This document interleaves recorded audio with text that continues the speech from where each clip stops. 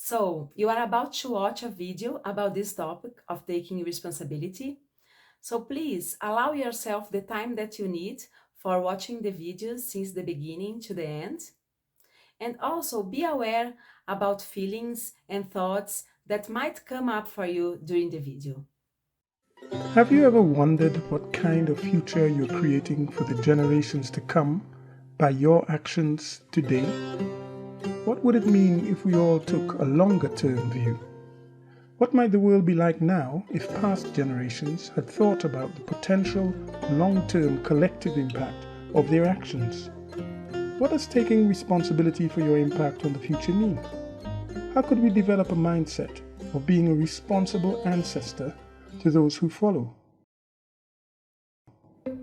Could we learn to take decisions in such a way that future generations would look back at us and feel we were good ancestors?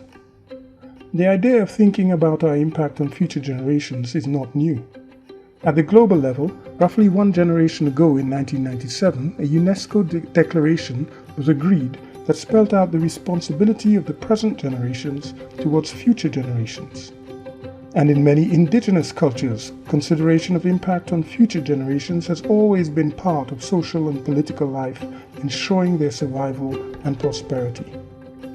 Imagine how things might be different if the decisions being made about our energy, water, and natural resources were sustainable for 7 generations. This idea is more important today than ever before.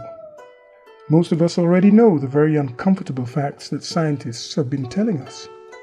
Since the rise of human civilization, we've lost 83% of wild mammals and 50% of plants on the planet. We destroy a stretch of forest equivalent to the size of 40 football fields every minute. 2/3 of the world's population will face water shortages by 2025. And our planet continues to get hotter with more extreme weather events. We are living in a global climate crisis.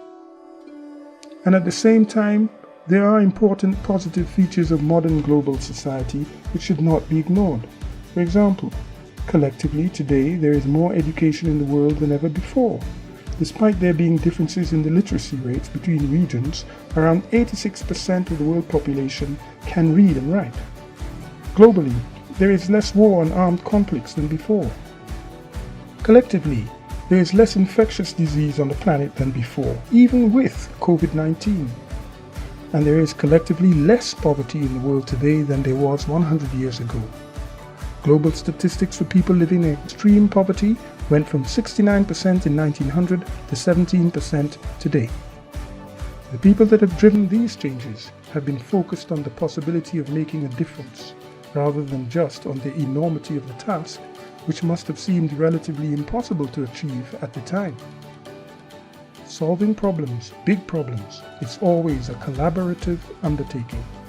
It is our collective creative intelligence and our collaborative effort that are needed for such major challenges. At the same time, collaborative effort is built on millions of individual efforts, so it's important to think about the impact on you. If you look at the world as a problem that never changes, it can disempower you. If you see some of the advances and progress, it can empower you to contribute.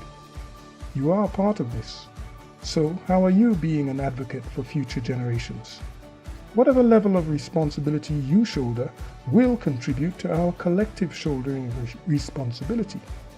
Think forward 7 generations. So do you think that people will see us as good ancestors?